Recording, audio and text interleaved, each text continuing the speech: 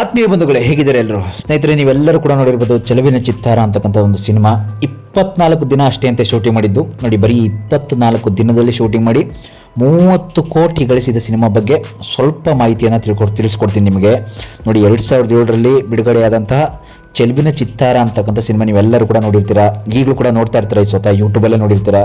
ಕೆಲವೊಂದಷ್ಟು ಜನ ಫೇಸ್ಬುಕ್ಕಲ್ಲಿ, ಯೂಟ್ಯೂಬಲ್ಲಿ, ಸೋಷಿಯಲ್ ಮೀಡಿಯಾದಲ್ಲಿ, ಟಿ ವಿಗಳಲ್ಲಿ ನೋಡಿರ್ತೀರಾ, ಇಲ್ಲ ಅಂತಲ್ಲ. ಬಟ್ ನಮ್ಮ ಎಸ್ ನಾರಾಯಣ್ ಸರ್ ಅಂತೂ ಎಂಥ ಡೈರೆಕ್ಟರ್ನ ನಿಜವಾಗ್ಲೂ.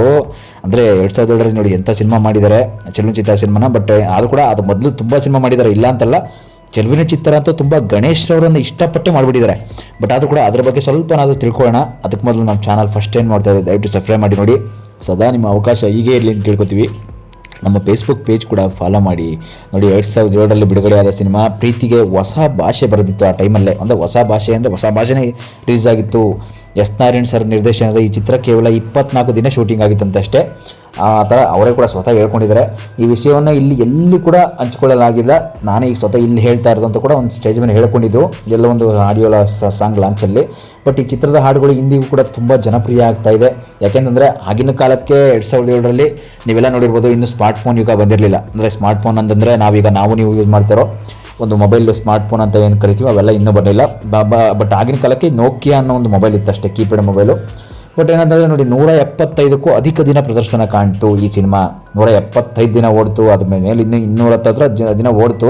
ಬಟ್ 2007ರಲ್ಲಿ ಬಿಡುಗಡೆಯಾದ ಕನ್ನಡ ಸಿನಿಮಾ ಒಂದರಲ್ಲಿ ಯುವ ಸಮುದಾಯಗಳ ಒಂದು ಹೃದಯದಲ್ಲಿ, ಅಂದರೆ ಒಂದು ಯಾರು ನಮ್ಮ ಲವರ್ಸ್ಗಳು ಅಂತ ಇರ್ತಾರೋ, ಪ್ರೇಮಿಗಳು ಅಂತ ಇರ್ತಾರೋ, ಪ್ರೀತಿಸಿ ಮದುವೆ ಆಗಿರ್ತಕ್ಕಂಥ ಯುವ ಪ್ರೇಮಿಗಳು, ಅವರಿಗೆ ಒಂದು ಒಳ್ಳೆ ಸಿನಿಮಾ ಅಂತಂದರೆ ಅದು ಚೆಲುವಿನ ಚಿತ್ತಾರ ಅಂತಕ್ಕಂಥ ಒಂದು ಸಿನಿಮಾ. ನೋಡಿ, ಹೃದಯದಲ್ಲಿ ಪ್ರೀತಿಯ ಸಂಚಲನವನ್ನು ಸೃಷ್ಟಿ ಮಾಡಿತ್ತು ಆ ಟೈಮಲ್ಲೇ. ಈ ಚಿತ್ರದ ಪ್ರಮುಖ ದೃಶ್ಯಗಳನ್ನು ಇಂಚಿಂಚು ಎಳೆಯಾಗಿ ನಮ್ಮ ಎಸ್ ನಾರಾಯಣ್ ಸರ್ ನಿರ್ದೇಶನವನ್ನು ಮಾಡಿದ್ದಾರೆ. ನಿರ್ದೇಶನ ಮಾತ್ರ ಅಲ್ಲ, ಎಳೆಯಾಗಿ ಬಿಚ್ಚಿಬಿಟ್ಟಿದ್ದಾರೆ. ಅಂದರೆ ಒಬ್ಬ ಹುಡುಗಿ ಲವ್ವಲ್ಲಿ ಬಿದ್ದಾಗ ಮತ್ತು ಲವ್ ಆಗೋದೇ ಆಗಲಿ, ಯಾವ ರೀತಿ ಒಂದು ಹುಡುಗಿ ಫಾಲೋ ಮಾಡ್ತಾಳೆ, ಹುಡುಗ ಇದ್ರೂ ಅಷ್ಟೇ ಯಾವ ರೀತಿ ಲವ್ ಮಾಡ್ತಾನೆ ಅಂತ ಅನ್ನೋದನ್ನ ಇಂಚಿಂಚು ಬಿಚ್ಚಿಟ್ಬಿಟ್ಟಿದ್ದಾರೆ ಆ ದೃಶ್ಯಗಳನ್ನ. ಬಟ್ ನೀವು ನೋಡ್ಬೋದು, ಕನ್ನಡ ಒಂದು ಕರ್ನಾಟಕ ಡ್ಯಾನ್ಸಲ್ಲಿ ರಿಯಾಲಿಟಿ ಶೋ ಅಲ್ಲಿ ಒಂದು ಮರುಸೃಷ್ಟಿಯನ್ನು ಮಾಡಲಾಗಿತ್ತು ನಮ್ಮ ಎಸ್ ನಾರಾಯಣ್ ಸರ್. ಈ ಸಿನಿಮಾ ಚಿತ್ರಮಂದಿರಗಳಲ್ಲಿ 200 ದಿನಕ್ಕೂ ಹೆಚ್ಚು ಓಡ್ತು ಅಂತ ಕೂಡ ಹೇಳ್ಕೊಂಡಿದ್ರು ಅವರೇ. ಬಟ್ ಆದರೂ ಕೂಡ ಸಿನಿಮಾ ಅಂತಂದರೆ ಇದೊಂದೇ ಅಂತಲ್ಲ ಸುದ್ದಿ ಬರ್ತಕ್ಕಂಥದ್ದು.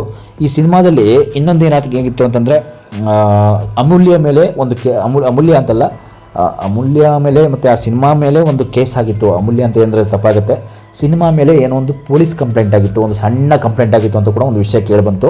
ಸಣ್ಣ ಕಂಪ್ಲೇಂಟ್ ಅಂತಂದರೆ, ಅಮೂಲ್ಯ ಅವ್ರಿಗೆ ಆ ಚಿತ್ರದಲ್ಲಿ ನಾಯಕಿ ನಟಿಯಾಗಿ ಪಾತ್ರ ಮಾಡೋದಕ್ಕೆ ಅವ್ರಿಗಿನ್ನೂ 18 ವರ್ಷ ಆಗಿಲ್ಲ. ಯಾಕೆಂತಂದರೆ ಈಗಿನ್ನೂ ಅವರು 9th ಸ್ಟ್ಯಾಂಡರ್ಡ್ ಓದ್ತಾ ಇರೋದು. 14-13 ವರ್ಷದವರು.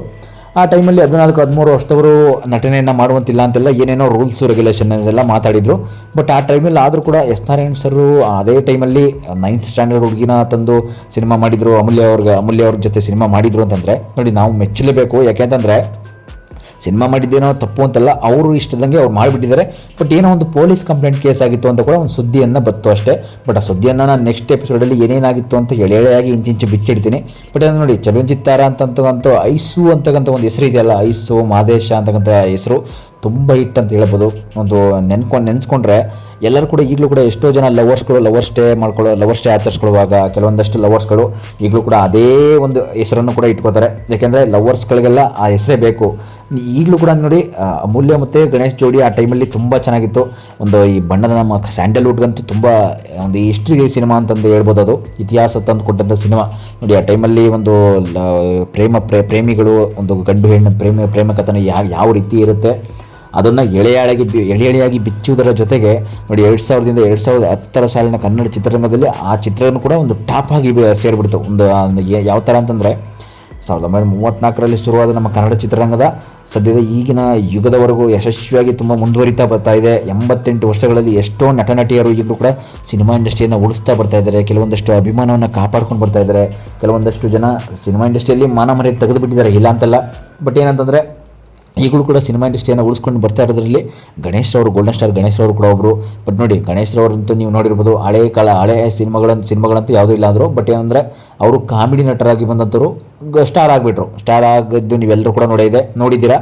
ಬಟ್ ಅದರಲ್ಲೂ ಕೂಡ ಚೆಲುವಿನ ಚಿತ್ತಾರ ಸಿನಿಮಾ ಬಗ್ಗೆ ಇನ್ನೂ ಒಂದಷ್ಟು ಮಾಹಿತಿಗಳು ತಿಳ್ಕೊಬೇಕಂತಂದರೆ ಈ ಸಿನಿಮಾನ ಆದಷ್ಟು ಟಿ ನರಸೀಪುರದ ಹತ್ರ ಜಾಸ್ತಿ ಮಾಡಿದ್ದಾರೆ ಸೀನ್ಗಳನ್ನ.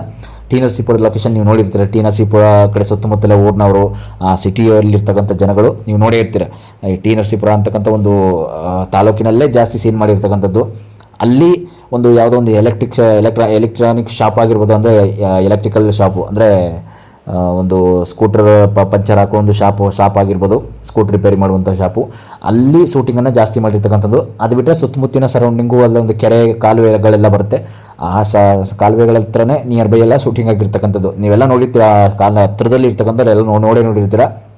ಬಟ್ ಬೇರೆ ಡಿಸ್ಟಿಕ್ವರೆಗೆ, ಬೇರೆ ಜಿಲ್ಲೆವರೆಗೆ ಇದು ಅಷ್ಟು ಈಸಿಯಾಗಿ ಗೊತ್ತಾಗಲ್ಲ. ಬಟ್ ನೋಡಿ, ಚೆಲುವಿನ ಚಿತ್ತಾರ ಸಿನಿಮಾ ಅಂತಂದರೆ ನಾವು ಮೊದಲು ನೆನೆಸ್ಕೋಬೇಕಂತಂದರೆ 300 ಕೋಟಿಗೂ ಅದಕ್ಕೆ ಹೆಚ್ಚು ಅಂದರೆ 300 ಕೋಟಿ ಅಂತ ಸಾರಿ, ಅದು 30 ಕೋಟಿ, 30 ಕೋಟಿ ಮೀರಿಸಿತ್ತು ಅಂತಂದರೆ ಅರ್ಥ ಮಾಡ್ಕೊಳ್ಳಿ. ಅಂದರೆ ಸಿನಿಮಾಗೆ ಇನ್ವೆಸ್ಟ್ ಮಾಡಿದ್ದೇ ಕಮ್ಮಿ ಅವರು. ಬಟ್ ಅಂದರೆ ಅದು ಓಡಿದ್ದು 200 ಡೇಸ್ ಓಡ್ತು, 175ಗಿಂತ ಹೆಚ್ಚು ಡೇಸ್ ಅಂದರೆ 210 ಹತ್ರ ಓಡ್ತು. 30 ಕೋಟಿಗೂ ಅಧಿಕ ಲಾಭ ಮಾಡ್ತು. ನೋಡಿ, 30 ಕೋಟಿ ಆಗಿನ ಕಾಲಕ್ಕೆ ಲಾಭ ಮಾಡಿತು ಅಂದರೆ ಈಗಿನ ಕಾಲಕ್ಕೆ 300, 500, 3000 ಕೋಟಿಗಳಿಗೂ ಹೋಗ್ತಾ ಇದೆ ಕೆಲವೊಂದಷ್ಟು ಸಿನಿಮಾಗಳು. ಎಲ್ಲ ಸಿನಿಮಾಗಳೆಲ್ಲ, ಕೆಲವೊಂದಷ್ಟು ಮಾತ್ರ. ಬಟ್ ಆದರೂ ಕೂಡ ಆಗಿನ ಕಾಲಕ್ಕೆ ಸಿನಿಮಾ ಇವ್ರದ್ದು ಕೊಟ್ಟಂಥ ಸಿನಿಮಾ ಬಿಗ್ ಹಿಟ್ ಸಿನಿಮಾ ಅಂತ ಹೇಳ್ಬೋದು. ಕೊನೆಗೆ ನಂತರ 2008ರಲ್ಲಿ ಬಂದಿದ್ದೆ ಮೊಗ್ಗಿನ ಮನಸ್ಸು ಅಂತಕ್ಕಂಥ ಒಂದು ಸಿನಿಮಾ ಅಷ್ಟೇ. ಮೊಗ್ಗಿನ ಮನಸ್ಸು ಅಂತಕ್ಕಂಥ ಸಿನಿಮಾ ಬಂತು. ಮೊಗ್ಗಿನ ಮನಸ್ಸು ಕೂಡ ಅವರು ಕೂಡ ತುಂಬ ಹಿಟ್ಟು ಸಿನಿಮಾಗಳನ್ನು ಕೊಟ್ಟಂಥ ಒಂದು ನಿರ್ದೇಶಕರು ಕೂಡ ಅವರು. ಅದರಲ್ಲೂ ಕೂಡ ಯಶ್ ಅವರು ತುಂಬ ಪಯಣದಾಗಿ ಚೆನ್ನಾಗಿತ್ತು ಆ ಟೈಮಲ್ಲಿ. ಅದನ್ನು ನನ್ನ ನೆಕ್ಸ್ಟ್ ವೀಡಿಯೋದಲ್ಲಿ ಎಲ್ಲದೂ ಕೂಡ ಎಳೆಯಾಗಿ ಬಿಚ್ಚಿಡ್ತೀನಿ. ಏನಂತಂದರೆ ಮೊಗ್ಗಿನ ಮನಸ್ಸು ಯಾವ ರೀತಿ ಮೊಗ್ಗಿನ ಮನಸ್ಸು ಹುಟ್ಕೋತು ಅದೆಲ್ಲ ನಾನು ಎಳೆಯಾಗಿ ಬಿಚ್ಚಿ ಇಡ್ತೀನಿ, ಇಡೋಕ್ಕೆ ಟ್ರೈ ಮಾಡ್ತೀನಿ ಸಿನಿಮಾ ಇಂಡಸ್ಟ್ರಿ ಬಗ್ಗೆ. ಬಟ್ ಚೆಲುವಿನ ಚಿತ್ತಾರ ಬಗ್ಗೆ ನೀವು ಹೇಳ್ಕೊತೀವಿ ಅಂದರೆ ಚೆಲುವಿನ ಚಿತ್ತಾರ ಸಿನಿಮಾಗಳನ್ನು ಇಂಚಿಂಚು ಸೀನ್ಗಳೇನಿದೆ, ಮತ್ತು ಅವ್ರು ಮದುವೆ ಆದಮೇಲೆ, ಮದುವೆ ಆಗೋಕ್ಕೆ ಮುಂಚೆ ಏನೇನೆಲ್ಲ ಕಷ್ಟ ಅನುಭವಿಸ್ತಿದ್ರು ನೀವು ನೋಡೇ ಇರ್ತೀರ. ಯಾಕೆಂದರೆ ಒಂದು ಮನೆ ಸಿಗದಂತೆ, ಮನೆ ಸಿಗೋದೇ ಇಲ್ಲ ಅವ್ರಿಗೆ, ಬಾಡಿಗೆ ಮನೆ. ಯಾಕೆಂತಂದರೆ ಬಾಡಿಗೆ ಮನೆಯಲ್ಲಿ ನಾವು ಉಳ್ಕೋಬೇಕಂತಂದರೆ ಮದುವೆ ಆಗಿರಬೇಕು, ಕತ್ತಲ್ಲಿ ತಾಳಿ ಇರಬೇಕು, ಈ ರೀತಿ ಎಲ್ಲ ಕೇಳೋದನ್ನು ನಾವು ಸೀನ್ಗಳು ನೋಡಿರ್ತೀವಿ ಕೆಲವೊಂದಷ್ಟು. ಮತ್ತು ಅದ್ರ ಜೊತೆ ಕೋಮಲ್ ಅವರು, ಕಾಮಿಡಿ ನಟ ಕೋಮಲ್ ಅವರು ಕೂಡ ತುಂಬ ಹೆಲ್ಪ್ ಮಾಡೋದನ್ನು, ಸಹಾಯ ಮಾಡೋದನ್ನು ಕೂಡ ನೋಡಿರ್ತೀವಿ. ಮತ್ತು ಕೊನೆಗಳಿಗೆಯಲ್ಲಿ ಗೋಲ್ಡನ್ ಸ್ಟಾರ್ ಗಣೇಶ್ ಅವ್ರನ್ನ ಎಳ್ಕೊಂಡೋಗಿ ತುಂಬ ಹೊಡೆದು ಬಡಿದು ಆ ಸೀನಲ್ಲಿ ಕೊನೆಗೆ ಇಬ್ಬರನ್ನ ದೂರ ಮಾಡೋದು ಕೂಡ ನಾವು ನೋಡ್ತೀವಿ. ಬಟ್ ಏನಂತಂದರೆ ಇದೆಲ್ಲ ನಿಜ ಜೀವನದಲ್ಲಿ ನಡೀತಕ್ಕಂಥದ್ದು. ಇವರಂತಲ್ಲ, ಇವ್ರು ಸಿನಿಮಾ ಮಾಡಿರೋದಂತಲ್ಲ, ಎಲ್ಲರ ಜೀವನದಲ್ಲಿ ನಡೀತಕ್ಕಂಥದ್ದು ಇದೊಂದು, ಬೇರೆ ಇನ್ನೇನಿಲ್ಲ. ಎಲ್ಲರೂ ಅಂತಂದರೆ ನಮ್ಮ ಮನುಷ್ಯರು ಅಂತ ಯಾರು ನಾವು ಕರಿತೀವಿ, ನಾವು ಅಣ್ಣ ತಮ್ಮ ಎಲ್ಲ ನಮ್ಮ ಸಂಬಂಧಿಕರು ಅಂತ ಯಾರ್ಯಾರು ಕರಿತೀವಿ, ಎಲ್ಲರ ಜೀವನದಲ್ಲಿ ಇದು ನಡೆಯುತ್ತೆ. ಅದು ಒಂದು ಲವ್ ಸ್ಟೋರಿ ಆಗಿರ್ಬೋದು, ಎಲ್ಲ ಎಳೆಯಾಗಿ ಬಿಚ್ಚಿರ್ತಕ್ಕಂಥ ಒಂದು ಸಿನಿಮಾ ಅಂತಂದರೆ ಅದು ಚೆಲುವಿನ ಚಿತ್ತಾರ ಸಿನಿಮಾ. ಬಟ್ ಏನಂತಂದರೆ ಆ ಪ್ರಖ್ಯಾತಿ ಪಪ್ಪುಸಿ ಕುಡಿ ಇರ್ತಕ್ಕಂಥದ್ದು ಯಾರು ಅಂದರೆ ರಾಕೇಶ್ ಅಂತಂದರೆ ಬುಲ್ಲಿ ಖ್ಯಾತಿಯ ಚೆಲುವಿನ ಚಿತ್ತಾರದಲ್ಲಿ ಬುಲ್ಲಿ ಅಂತ ಹೆಸರು ಇಟ್ಕೊಂಡಿರ್ತಾರೆ ಅವರು. ರಾಕೇಶ್ ಅಂತ ಅವ್ರ ಮೂಲದ ಹೆಸರು. ಅವರು ಕೂಡ ಸ್ವಲ್ಪ ವರ್ಷಗಳಿಂದ ತೀರೋಗ್ಬಿಟ್ಟಿದ್ದಾರೆ ಅಂತ ಕೂಡ ಒಂದು ಸುದ್ದಿ ಬಂತು. ಬಟ್ ಅದ್ರ ಬಗ್ಗೆ ಸ್ವಲ್ಪ ವೀಡಿಯೋ ಮಾಡ್ತೀನಿ ನಾನು, ಯಾಕೆ ತೀರೋದ್ರು, ಏನಾಯಿತು ಚೆಲುವಿನ ಚಿತ್ತಾರ ಬುಲ್ಲಿಗೆ ಅಂತೆಲ್ಲ ವೀಡಿಯೋ ಮಾಡ್ತೀನಿ. ಬಟ್ ಏನಂತಂದರೆ ಚೆಲುವಿನ ಚಿತ್ತಾರ ಸಿನಿಮಾ ಹಿಸ್ಟ್ರಿ ಬಗ್ಗೆ ಸ್ವಲ್ಪ ಅದ್ರ ಡೀಟೇಲ್ಸ್ ತಿಳ್ಕೊಡ್ಬೇಕು ಅಂತ ನನಗೆ ಅನ್ನಿಸ್ತು, ಅದಕ್ಕೆ ತಿಳಿಸ್ಕೊಟ್ಟಿದ್ದೀನಿ. ಏನಂತಂದರೆ ನೋಡಿ, ಹಿಸ್ಟ್ರಿ ಅಂತಂದರೆ ಅದೊಂಥರ ಸಿನಿಮಾ ನೋಡ್ತಾ ಇದ್ದರೆ ಇನ್ನೂ ಪದೇ ನೋಡ್ತಾನೇ ಇರಬೇಕು ಆ ಸೀನ್ಗಳನ್ನ ಅಂತಕ್ಕಂಥ ಸಿನಿಮಾ ಅಂತಂದರೆ ಅಂಥ ಸೀನ್ ಕಥೆಗಳು ಅದರಲ್ಲಿದೆ.